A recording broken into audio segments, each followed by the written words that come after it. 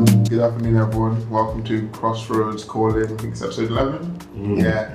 And we're here today with special guests here. Jana with us today. Thank you. Always my co-host Rama and myself, Joy. We're going to be getting into asking some questions and, really delving into, say the life of Daniel and, getting some insight and wisdom from him today. So I'm really excited for this episode as well. And Rama, yourself? Yeah, no, I can't lie to you. This has been a long time coming. I think it's the first of many times you're going to jump on the pod, but you know what? Yeah. For this week's episode, we thought, let's bring you something real, relatable, and authentic. Hear it from somebody who's lived it and is currently living it. Yeah. And can, take us a bit through their journey and maybe inspire one of you and ourselves as well. Of course. Yeah. Through this journey. But man. First and foremost, welcome. Thank you, man. Thank you. Yeah. Appreciate it. We're just gonna delve straight into it and just tell them about yourself. Obviously, name, where you grew up, and a bit of to why we're here now. All right, appreciate it. First and foremost, thank you for having me on here. It's amazing to be part of something that you guys are doing. To see where you guys have started with this, and to be on the other side when you're watching and you're just but then just to sit here, it's a privilege, and thank you for having me. So my name is Daniel Jana. All right, I'm not gonna put the whole government name, what I mean? But yeah, so I was born in Malawi. I came here in the UK in 2005, and I've been in Nottingham ever since. Like I haven't moved anywhere else. I came here when I was like 15, so I went to Fairham, did my high school there. After that, I did a couple of college courses. I went to Castle College at that time. And then after that, I did 1 year Open University in Newcastle. After that, I've been up and down, bro. Yeah. So after that, I came back. I went to Leicester Business Academy. That's where I obtained my level 5 in business management and finance. And then since then, I mean, in between, I've been doing other courses that was also, I think that paved the way to what I'm doing currently. And yeah, man, it's now we're here, man. And obviously, I've been in church the whole time as well. Like I can't lie. To me, that's a big part of my life. Yeah. You know what I'm saying? Apart from everything else, I know like everybody has their own, things that are, work, or whether it's school, whatever it is. For me, church is also part of that, big three, if we were to call it like that. You know what I'm saying? So, yeah, man, and we keep on serving, man. We keep on serving. Yeah. That's what it is.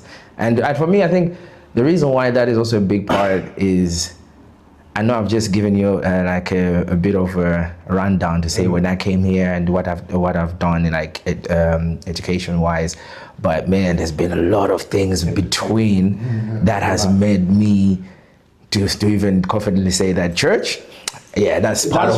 That's where I'm gonna be. So yeah, man, that's a bit of myself. In a nutshell, for real. Yeah. I mean, definitely, as you touched on, you moved here when you were 15. For me and Joy, it's different. Like, we've basically grown up here all of our life. Like, I can't give you an ounce of Malawi culture unless it's something that I've been taught, like the songs or other than that, I can't really give you an ounce of Malawi culture. But as somebody who lived it, growing up there, what have you found as the main like cultural difference from growing up in Malawi to here? Growing up here? Man, first and foremost, there is a huge difference. Massive. I'm not gonna lie, there is a huge difference, and that's all. I think partly I'm glad that when I came when I was 15, because 15 is not young. You know what I'm saying? It's not old as well. So you're just pretty much in the middle where I understood what is expected of me because of my background, because of Africa, Malawi, and all that kind of stuff. A certain culture of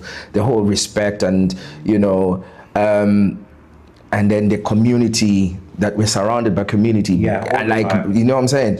So when that came here, I saw a shift of that. Like here, it's mainly me, myself, and I. Hyper individualism. Yeah, you know what I mean. So that to me it was new, but it was also even like small things like me going to school and I'm seeing kids talking back to the teachers and all that kind of stuff. That one was mad, bro. You know what I'm saying? Yeah. Because back going home, I don't know now.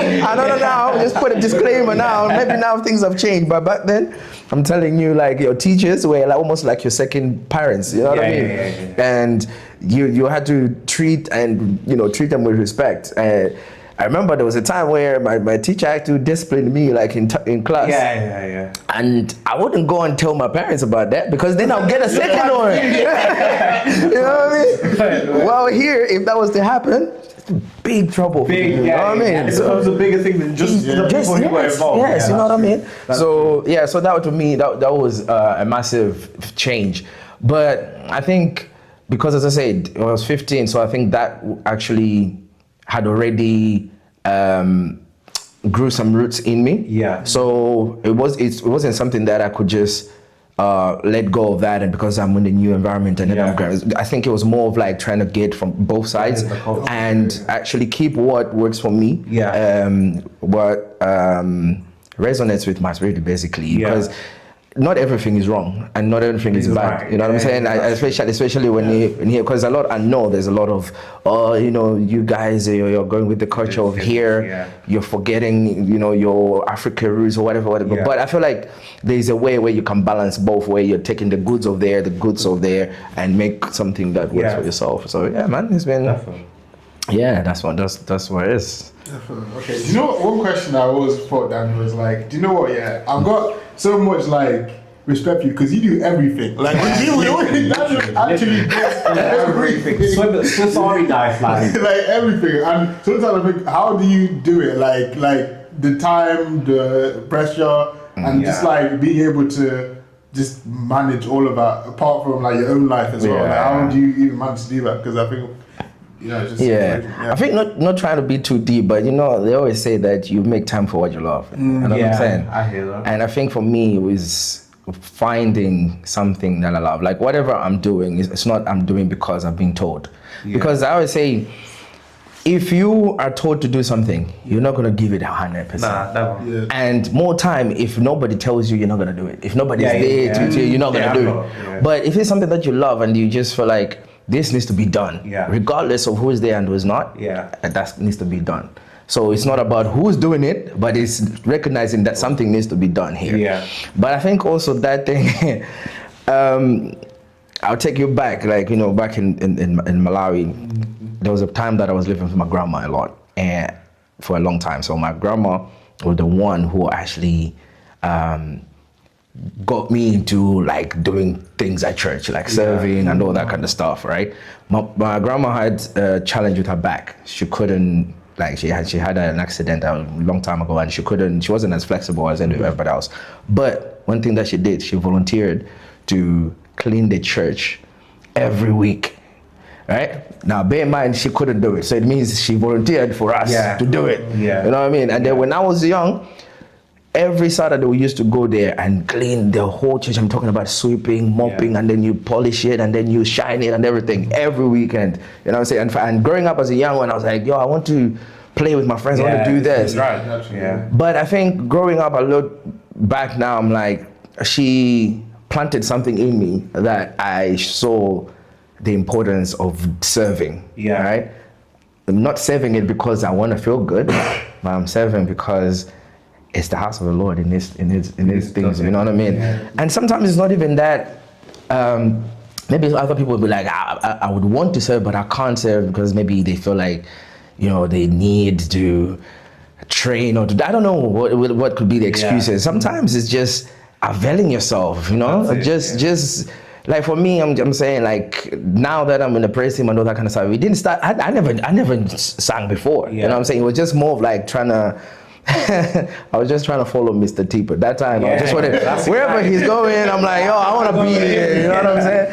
I want to be there. And then they'll be playing, practicing. That time I would just pick some speakers, help move things and setting up things. And then I'm just watching. Oh, so that's how they connect the cable to the mic to this mixer and all that kind of stuff. I'm just observing. You know what I'm saying? But me, I needed to observe, or I was able to observe because I was there. I was available. Yeah, you know what I'm saying? True. Not someone telling me to be there, to available. Because again, you can preempt someone to do it. You can motivate someone to do it.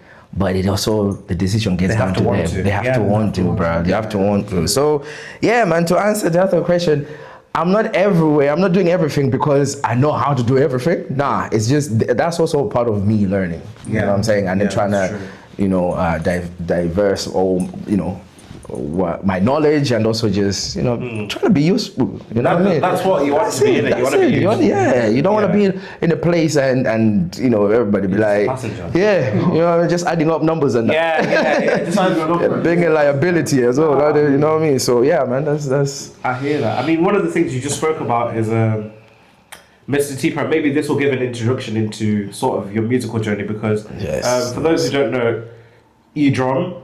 Yeah. You can play keys if necessary. A wee bit. You can sing as well. Yeah. So, and you can mix and you can produce. How did that love for music arrive, and how did you know, music is me? This is me. Yeah, man. I think everybody loves music, regardless. I mean, whether you can sing or not. Yeah. I don't think we can do anything without music, bro. Yeah. You know what I'm saying? And for me, Mr. Tip, I think that is a big inspiration for me when it comes to music, all right? Because when I started with the whole following and what they were doing, the practices and all that, there were already people that were in their positions of what you have mentioned, like the drum. There was already a drummer, there was already a keyboardist, there was already people that were singing and all that kind of stuff. So it wasn't me doing it because there was a need. Yeah. But I saw something in them, you know what I mean? And I wanted to be part of that. Yeah. You know what I mean? So I think it was just identifying what others are enjoying and being inspired with that. And then with Mr. I'll try the drums. But drums has always been my passion. It was just that there was already someone that was occupying that, you know what I mean? Yeah. So it wasn't a thing of, I have to wait until he goes away for me to do, but it was just something that I just knew my time was gonna come. Yeah. Now, with music, I started, again, with Mr. Tipa, we used to come on practices, everybody else would go, and then it's just me and him would stay behind, and we'd just be messing about, playing some, sequences, arrangements, and it was just like, in our I would say we were messing about. Yeah. But within that messing about, we created a certain bond that when me and Mr. Tiba, there was a time that it was just us two that were on the instruments, but it was the chemistry that we had built with being together for that long, you know what I'm saying? And being intentional with what we were doing at that time.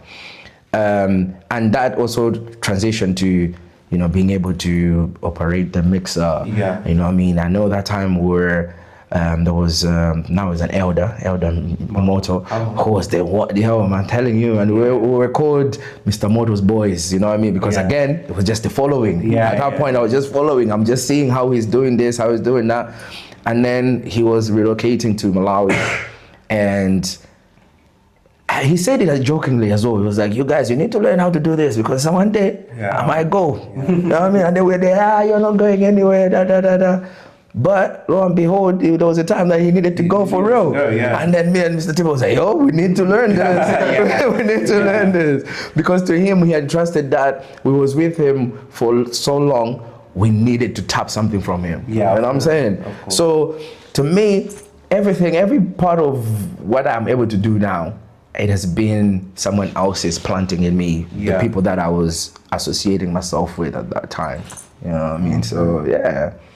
And I love every aspect of it as well. Like, you know what I mean? Like, part of me, sometimes I miss playing drums, just going to play drums. You know what I mean? But now we've got people that doing that. You know what I'm saying? So my money, so the ranking levels, I'm all the way down now because we've got people. But it's a beautiful thing to see as well. You've also, the same way you're saying about Elder Motor and Mr. Tipo, you've now also done that, but for other people. I think that's it.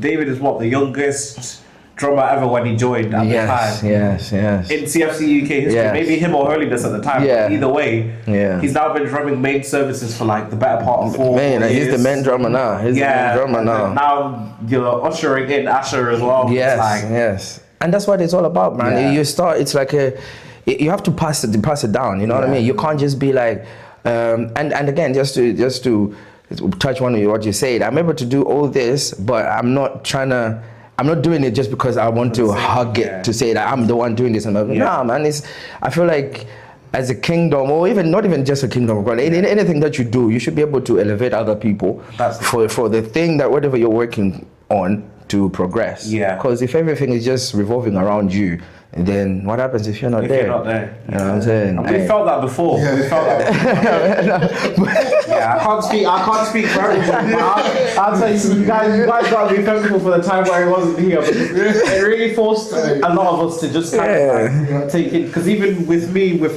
ministry, you know me, I'm very much like you said. If I don't want to do something, I'm not doing it. You're not going to convince me. I have to want to do it. So I remember, I think you must have been away the first Youth Sunday. It was my first year in the executive. And I had no idea what we were doing. I'm looking around at everybody else like, so what's the protocol when he's not here? There is no protocol. He is the protocol. He is the protocol. I was like, sorry? He said, he's the protocol. I said, but the protocol isn't here. But being able to then, like, I think, step into that role and then just to see from your shoes what really goes on to coordinate everybody. I said, damn, you really have to love this. You really have to love this. And then from then, though, I think you could attest to it as well, but it pushes me to also now be a better server, a better minister. You know what I mean? Because I'm like, okay, he's doing this. Like you said, not to say that, you're the only one that's doing it. But it's genuinely like, it's just for the love of the game. Like, Of course. And you know what makes me even more happier, man, when I see other people wanting, like, you know what I mean, like actually rising up to actually do it. And for me, I say this because there's so many people in the house of the Lord. Let me put it in the house of the Lord, right? That they look at other people as competition. For me, I feel like we're supposed to complement each other and work with each other. When you see someone that is trying to rise up and say, teach me how to do that, can I do that? It makes me, I'm happy. You know what I'm saying? It's not like I'm looking at him like, no, he wants to replace me. If I get replaced, I'm even happier. You know what I'm saying? So be it. It means that there's less for me that I'm doing. I can also concentrate on other things. So for me, I've seen that a lot of youth, especially you guys, I'll say for you guys as an example, you know what I'm saying? Like the fact that you guys are also in the executive committee for the youth and all that kind of stuff, that alone, it shows growth, you know what I'm saying? And it's not only growth and we're not trying to take credit, but I'm saying it's growth from your side, but also for the people that were already in there to be able to embrace others and be able to pass that and say, okay, this is how we do it. You do it your way, or how do you think you can do it? You know what I'm saying? Not one head cannot think for everything. You know what I'm saying? So yeah, man, it's And for me, I wouldn't want to be in a place where, as you've said, like if I'm not there, then people are like, oh, you know, everybody's panicking. Although they do say that, you know, you produced your best in those times where, because you, as you said, if you thought, I know how to do this, probably you could have been complacent about how you do it. But then when you feel like our backs against the wall, like, you know, we are in a desperate time, that's when you do your best and not even knowing, like, yo, was I able to do that? I did that? You know what I mean? So sometimes we shouldn't rely too much of, so is there to do it. You know what I mean? It's in the moments of when they're not there, okay, God, how do you want me to do this now? You know what I mean? Stepping in, that's what it is. Yeah, man. But I was going to also point on the fact that apart from the youth executive you mentioned, I mean, all part of the media team as well. Because, do you know, we see it's like you are also like the head of our department in media as well. And, you know, when we're at the back, and you know what I'm so happy about how we've been able to build this up to what it is now. Because I remember before years ago in church, you used to have a small mixer in the back. The back. One laptop computer inside the crowd. Right. Like guys wouldn't believe that's what we're working with, and you see what we're working with now. It's a whole production setup, literally. And I think it's just so great, and just you know being able to build it up and being able to take, you know, up to you as well. God really speaks a testament to that. So, and how have you been able to, you know, foresee that and manage that? Yeah. Okay, for me, I want good things. Just because, like, just like everyone else, man. You want to see good things. So, because I want to see good things in my own life, we should be able to apply that in the church as well, in the house of the Lord. Like you need to be able to come in the place and be proud of where you're walking into. You know what I mean? You have to be able to invite someone to your house, the church, whatever. So. Man, I'll tell you this, when it comes to media, I had no clue of anything to do with media, man. I'm telling you. And I think that's a testimony as well to when they say that, you know, God doesn't call the qualified, but he qualifies the ones that he calls. You know what I mean? Sometimes it's not about what you're able to do. It's, as I said, I'll go back to where I say, just availing yourself. So with the whole media thing, as you're saying, I felt like there was also like a division of media as part of the projector guys, and then the sound. It seemed like as if we were two different. You know what I mean? I'm like, nah. You know, it took us to trying to handle both sides to say like, we should be working together. You know, we are one. And then from that is okay, guys. We shouldn't be satisfied with what we're able to do or what we are doing now. You know what I'm saying? We should be able to see other people and what they're doing as an inspiration. Yes, we cannot do it to that extent, but with time, though. With time. So, you know, as I said, God also blesses what you're faithful with. If you're faithful with the little, all right, He will give you more to put on top of that. So it was more of that. Okay, we have one laptop. All right, cool. We have how many cameras? We had one at that time as well. You know what I mean? And sometimes it's just about that one, changing it or moving it so many times so that, you know, the people's eyes, they're thinking, oh my God. You know what I mean? They don't even know, like the people that were sweating behind that. You know what I mean? Even on 100 that BPM. Yes. And I remember we moved from that to now, okay, we need to, at that time we were just recording like, you know, on and then it was like, okay, there's social media now. People are going in social medias. How can we tap into that? And then we didn't know exactly how to do that. That's why we had people now using their phones and just going Facebook Live. So we started with that. And then Mr. Desale really held that one down. And then it started from that to be like, okay, no, like, let's find out how can we use the cameras to go online, because to other people they might be maybe watching this and thinking it's easy to do that, you should have already thought of that. But at that time, because we were not really in tune with it, it took us to also be like, yo, let's go and read up on this, let's go and research on this.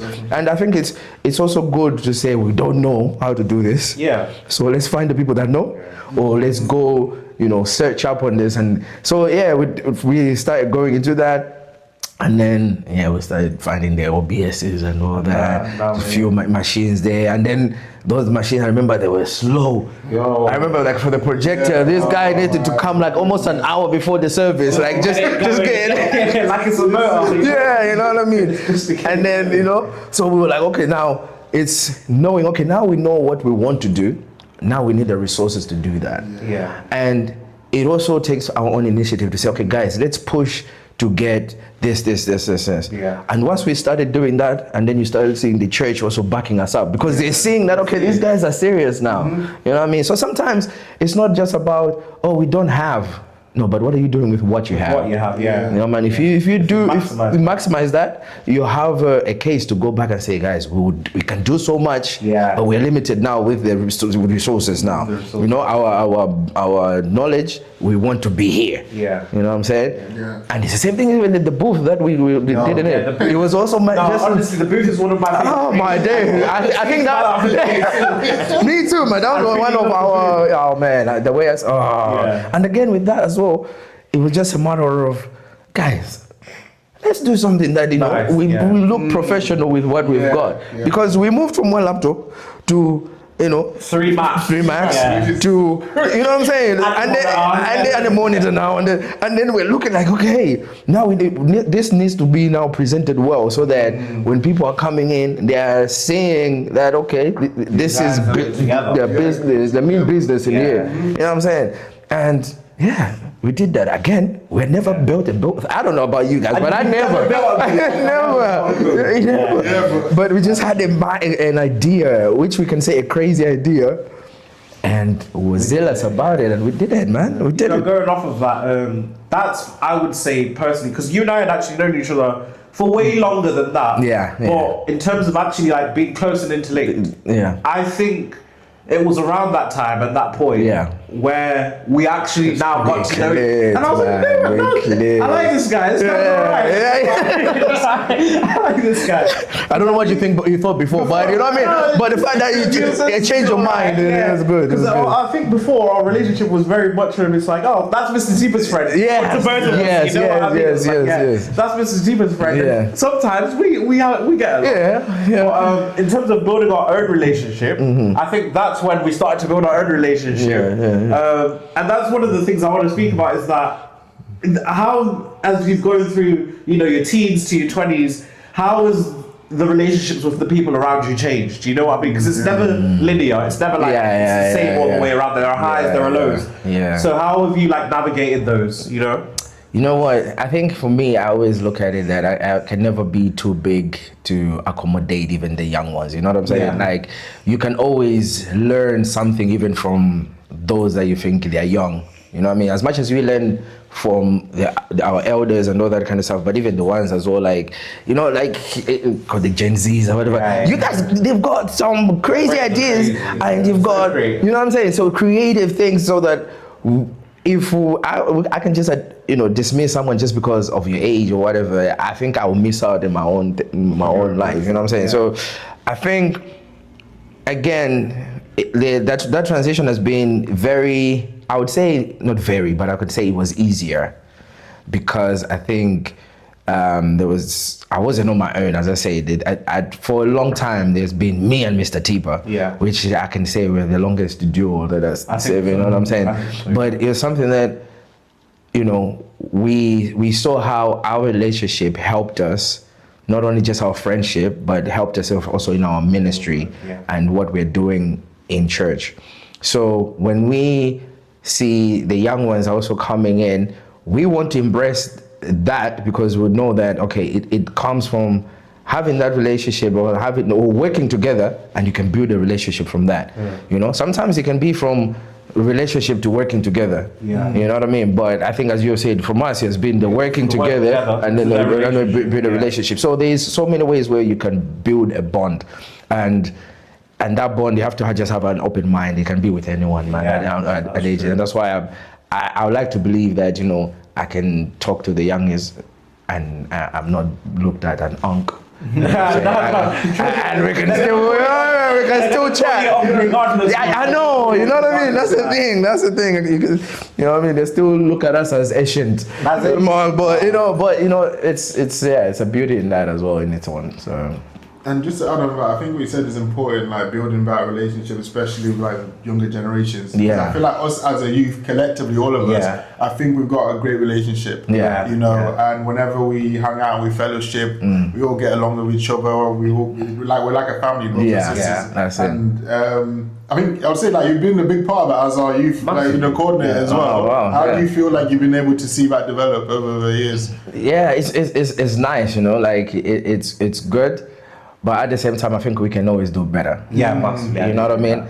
It's good to have circles where these are my close. But I feel like those circles shouldn't be very obvious. You know what I mean? We should be able to, rotate and make everyone feel like, they are part of it. You know what I'm saying? So, and I think partly maybe I can say that it's a responsibility of us as leaders as well, to deliberately like set up programs or setups where we are commingling and all that kind of stuff. But I'm saying that to acknowledge, say that I can see it, but we can do better. Definitely. Yeah, I mean, to be fair, I think I was telling Joy this, I think a couple of weeks ago, where I was like, I'm surprised it took us this long to all be somewhat reasonably close. Yeah. Because growing up, I was like, these are only my Sunday friends. Outside of Sunday friends, I don't feel a type of way about these people.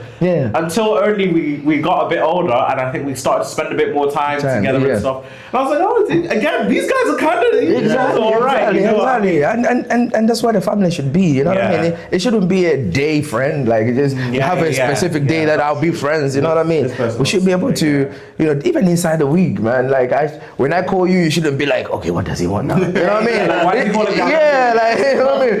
Did I miss a meeting? You know what I mean? It should be like, how you you know what I mean? And that's how, and it starts from the house of God to outside, because I feel like that's also what will cause a lot of youth to be interested in the things of God. Because they are not doing it as a chore. They're not doing it as a Sunday thing, because we have already started that relationship or the friendship or whatever from Monday to Friday. Coming to Sunday shouldn't be anything different. It's a bit like, you know what I mean? Yeah. As much as we don't come to church because you want to meet your friend, but I feel like that also helps and makes things easier, and you're looking forward to. It's nice to do when you find out something good, you want to tell him about it. You know what I'm saying? And you want to do it with them. You know what I'm saying? So it's something is in the church as well. And I think one thing that I would want, is on my heart, you know what I'm saying, to get more youth involved in different departments. You know what I'm saying? Right now, we do have a very good team in the media, which is dominated by the youth. But I think we have others that are also, they're free. We can bring them in. So it takes someone that is be friends with them. Let's say that is in the media, you're a friend with someone else and you're pulling them to say, come on, come and do this. Because other people, they might not just do it out of their own back. They need someone to be like, feel it. Like as I said, with me, I did it because Mr. Tipo was doing it. And I'm like, I want to do it now, and I think it goes back to what you said about the circles though, but I think it's difficult because now that we've got to this stage where we all know each other in and some out of church, the thing is, anytime anything new comes or anybody new comes, I think it's hard to accommodate, only because I've known these guys since we've all grown up together. So for you to come in now, it's not like you're an imposter, but it's like you're not one of us. It's hard to accommodate. No, but then you have to look at it that you're not one of us yet. Exactly. But then from them, I always try and think from their perspective. It's like, if I came in and I hadn't met any of you guys, I'd immediately be able to tell these guys have known each other for ages. It's very glaringly obvious. So it's like, how do you fit into that? It's very hard. And it's so hard to put yourself in there. It really is. Because it's like, we don't want to look at as people who aren't reaching out and aren't coming, because we know we are. But at the same time, it's like, it's that whole familiarity thing with each other. But I think it's also, okay, the way you guys are close, right, shouldn't be closed off to anyone else. You know what I'm saying? I don't know if I'm making sense. But the fact that I can see it in my eyes that, these guys are close, I shouldn't also see it in my eyes of that obvious to say, but I can't touch them. Because those guys they're close, you know what I'm saying? I think it is the way that you guys can be close and be whatever, and still also have room to be open to others, where I can be like, I'm inspired. Of course I can't, if I'm just joining you guys, I wouldn't be at the same level as the way you are, because you guys have started together. You know what I'm saying? But it's still having that room of, okay, we can,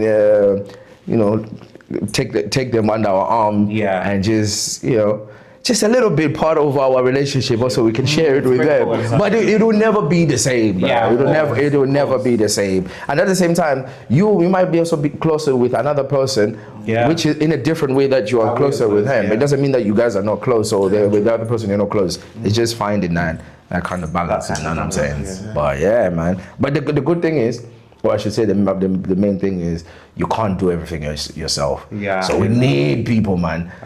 So for me, for people that would come in church and they're just to themselves, and then as soon as the service has finished, they're gone. They're the people that I'm more yeah. I'm worried of. Yeah. You know what I'm saying? Yeah. I'm like, no, you can never build any relationship like that if you are excluding yourself from any circle. Yeah. So of course some of these things are down to the person, the individuals themselves, but also there are parts where us as well, we have a responsibility to bring other people in as well. So yeah, man, it works both sides. Yeah. But whatever you guys are doing, and that continue it, man. Continue. Sure. Because even these podcasts, the fact that you guys are doing it, you wouldn't just pick someone else and just say, yeah, let's do a podcast. Yeah, that's true. You know what I mean? You won't have the same flow. When we first had the idea of Bishop, to me there was only ever one person I was going to call. He knows it was him. Yeah, you know what I mean? But from then onwards, like, I think it's better for our relationship. Now we work together, and then we're also brethren outside the podcast. Nice. Yeah, it's working well, man. It's working well. Can't really complain. Yeah, man. Yeah, man. Obviously, I'd say now you're at a place in life where you've seen the youth grow. You've also been through that stage yourself. My question is generally, what's next for you? Because obviously, the path is so open, as you've said. Eventually, you want to step out and just like let people do their own thing. Yes. Do you ever think about that frequently? Like, what's next? Yes, man. Like for me, I would, and that's not even me like saying it from a point of I want to run away from my duties or whatever, right? But I feel like there's always room for flesh blood to come in and to. There's so much that someone else can come and surpass what we have done. You know what I'm saying? And in order for that to happen, sometimes it's one has to step aside, or I don't know how that would come about. But for me, I would, as I said, I would be very happy to see someone carrying what we have started, what we have built from that, and make it even bigger. And when we are sitting back and you're looking at it, and it's a wonderful thing to see. Outside of that, man, I don't know. I want to venture into new challenges within the ministry as well. You know what I mean? And for me, I think I've got big plans for the media, because I just feel like there's so much that we can do. You know what I mean? And that's my almost, I could say, my target. That's what's on my heart right now, that I want to venture in. But as well, I know that I can't fully do that and neglect these, because I've also got responsibility from that angle as well. So it's just a matter of balancing it up. And but great. It's a lot of great things that I would want to tap into, man. Yeah, definitely. But above all, man, ministry, man, you cannot suffer. You can't, just because you want to do something new, you shouldn't let what you were entrusted with to suffer. So it's just the wisdom on how to carry that. It's not pretty. I just want to know. You see, when a bad day comes, because we all have bad days. Yes. And there's a lot that goes on. It's not everything is also sunshine. Oh no. Bad days come. You have to balance quite a few things, I think. One is image. The idea of Daniel and Daniel the person. Yeah. I always think anybody who's looking at the idea and the image of Daniel, I'm like, why do you do this to him? What's the point? Do you know what I mean? Like, why do you do this? Yeah. So you've got to balance that. Then on top of that, it's like, because you're your own human being, you have your own desires, your own things that you want to do. Not everything goes to plan. Yeah. And us knowing you personally, we understand that. And then for us, not everything goes to plan. It's like, I'm more. I used to be very reactive. When I have a bad day, that's it. Bad week. You're not hearing from me. Yeah. Quick, snappy, all of that. And I've now learned to be like, you know what? It's a bad moment in a good day. We can get past that. Yeah. But See, how are you balancing the idea in And also, do you know, in the position you are, you can't really afford to have too many. you Good reactions like that. Exactly. Yeah. Oh my gosh, I can't believe it, you know, Daddy did that. Oh, like, and it's like, what? Sorry? Like you're held to different standards. And it's like, and then to me, you know, to me, it's always agitated me a bit more because I'm like, you guys don't just get to know him, please. Like, just get to know him. That's it. Man, that is a very good question because it's one thing that I struggle with. But this is what I always say, right? There's a place and time for everything. Yeah. I do believe that a reaction to something would determine how big, how you know, how much I will amplify that issue. And also, sometimes, most times I should say, when you react in the moment of a bad situation, more time it's going to be a bad reaction. And that never helps the situation. So I'm not saying it as if I've mastered this, but I think I've learned to be patient with my reaction. When it comes to the image and or to uphold and all that kind of stuff, I know the pressure that I have, you know what I mean? Right. Especially, and the thing is, you can never satisfy everyone. You can only make everybody happy. You know what I'm saying? All I say is, as long as you are true to yourself, you're not doing anything that is outside your own character. You gotta know your own identity. For me, who I am and what is expected of me, I think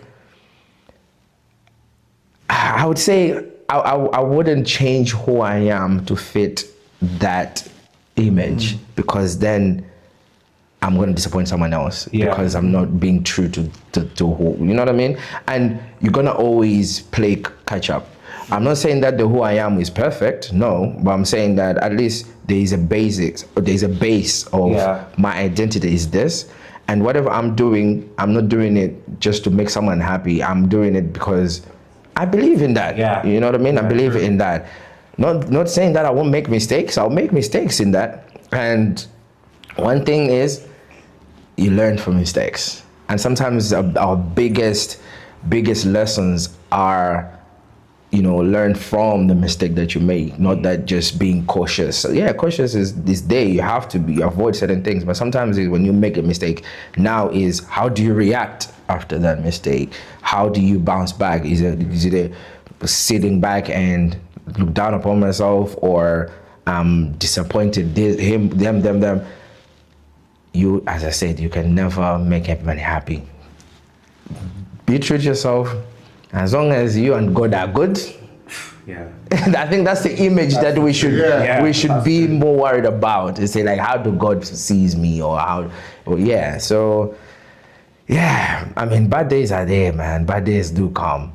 One thing that I've learned is just to be patient with it, but it's not all the time that I go aside and scream, and then I'll come back, because sometimes as a leader, right, the people that you're leading, they expect you to know what you're doing all the time. You know, so in the bad moments, they, in a way, they don't want to see you acknowledge the bad moment. They want you to come with a solution for the bad moment. But it doesn't mean that you as a person, you don't see the bad or you don't feel it. You do feel it, but I think it's knowing your audience as well. You can't just always react in front of the people that you're supposed to lead or you're supposed to inspire, because then you are also, you don't know who you are, you know, demotivate, and when they're looking at it, oh, if he's able to do that, then oh my God, you know what I'm saying? It means it's over for us. So and it's not that I'm saying that you have to act in front of people. No, that's not what I'm saying.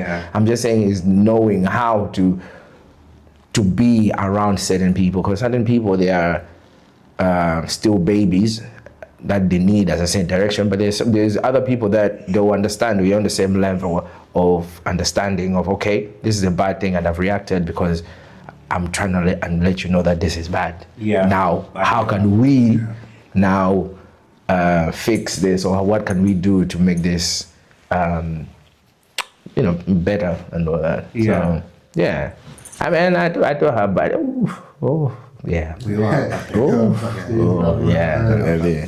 They're there, man. They're there. But those are the sacrifices that you have to do as a leader, man. You can't react on and not everything. and also not everything requires your response. No response is a response. Yeah, no response is a response. Sometimes it's there, it has happened. It's good to say, okay, I'll take it, I'll sleep on it, and then I'll come. Yeah, you're not gonna be a superhero all the time and have an answer right there and there. Sometimes it's good even to admit to say that on this one I don't know.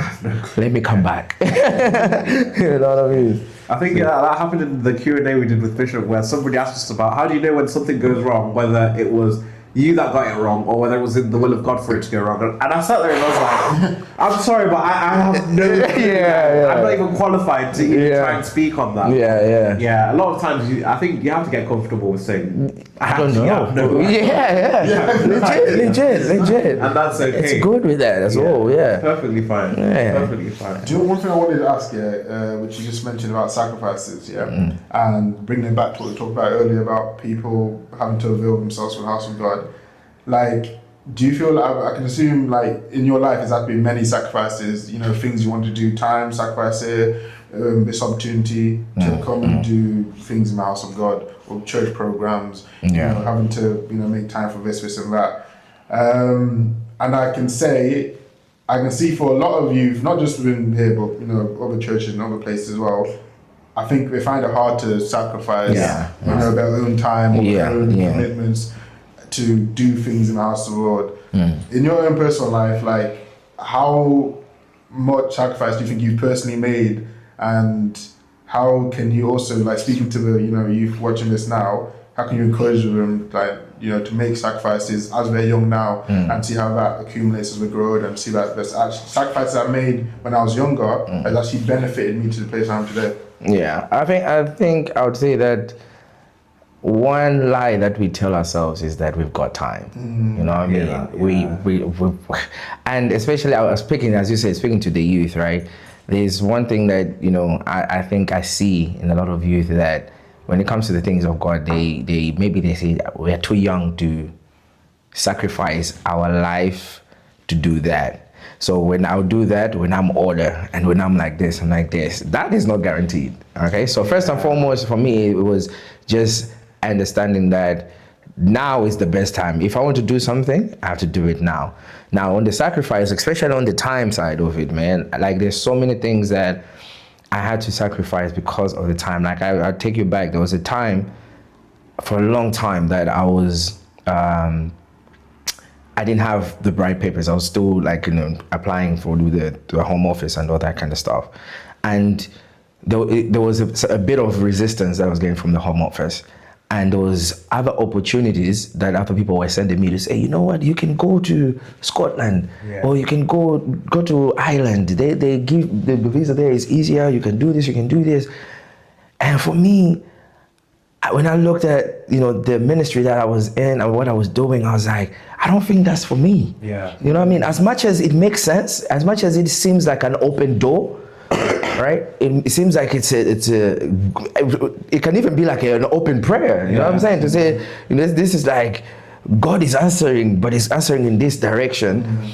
But it took me to say no. I prayed about it as well, but also understanding that not every open door is for you to go through. Yeah. You know what I'm saying? And the sacrifice that I had to take at that time, it was hard to say no to that and still believe in, trusting God with it. Trusting God that, He's gonna make a way for what I am. And because I am serving, so I know that I'm sacrificing for service, and I know that God will reward what I'm sacrificing. So one way or the other, there's gonna be a time where you have to give up one thing. You cannot do both. You cannot do, and especially the time side of it. For me, it's the time, man. We don't have all the time in the world that we might want to think. And if you want to do anything when it comes to ministry, or when it comes to just even education, even business mind, maybe any creative thing that you would want to do, when you keep on postponing to say, I'll do this when I'm older, or okay, maybe there's certain things that maybe you can't access to because of your limits of maybe age and all that kind of stuff. But when it comes to things of God, there's no age limit. You know what I'm saying? So for me, it was a time, and there was times where my family would even say like, okay, we're telling you this in advance. In 2 weeks' time, we're gonna have a family barbecue, whatever. We want you there. Yeah. So if you have practice, if you have this, if you have that, make sure you know what I mean. Yeah. But it wasn't. They weren't saying that in a nasty way, but also they understood what I do. You know what I'm saying? Yeah. So if, again, going back to being true to yourself and knowing that whatever you're doing, whatever you're sacrificing, there's a greater purpose, and you're doing it for God. You're not doing it for people to see that, oh, he does this, he does this. Yeah, and then even the people around you, they will automatically embrace that, and they know that, okay, if we want him to do this, we have to understand that he does that as well. So he can't just drop that, but it's a way of communicating that. And so the sacrifices, you're gonna need to sacrifice a lot. But the one thing, the biggest thing I would say you need to sacrifice is the time. There's the time. You can't do it both, man. You can't do it both. Apart from the other sacrifices, like, financially and all that kind of, when you believe in what you're doing, it's easy. And when you love what you're doing, it's easy to sacrifice as well. So it comes from that, knowing what you're doing it for or who you're doing it for, and then your love for that thing, it'll make you easy to sacrifice. So Amen to that. Definitely, man. Well, thank you so much for joining us. I appreciate it, man. I appreciate it. I love this, man. I love. It's a conversation, right? I was there like, yo, what we gonna talk about? But this is nice. This is beautiful, man. This is beautiful, and I hope that that as someone else can get inspired by that. You know what I'm saying? Yeah. One thing is, you can never have everything figured out. As long as you just put yourself in a place where you know that, okay, I belong here, I've got people here, I'm surrounded by friends, I'm surrounded by people that are busy with what in the Lord, right? Even at school, you're surrounded with people that are pushing you to be better version of yourself. You're in the right place. You're in the right place. So, but it goes down to you. It goes down to you. Yeah, definitely. Nice. So once again, Daniel, thank you for your time coming on the podcast as well. Bless. Great conversation, and I hope everyone at home has enjoyed that. And once again, I've been your host Joy, Nicholas Rama. Joined by Daniel today, and we will see you next week on the next episode of Crossroads Calling, where faith meets real life. Yes. It's now or never. It's you or no. Don't be suicidal. I'm telling you. There are 7.99999 billion others. Yeah, even many billions who are better than even what you are crying for today. Don't cry over spilled milk.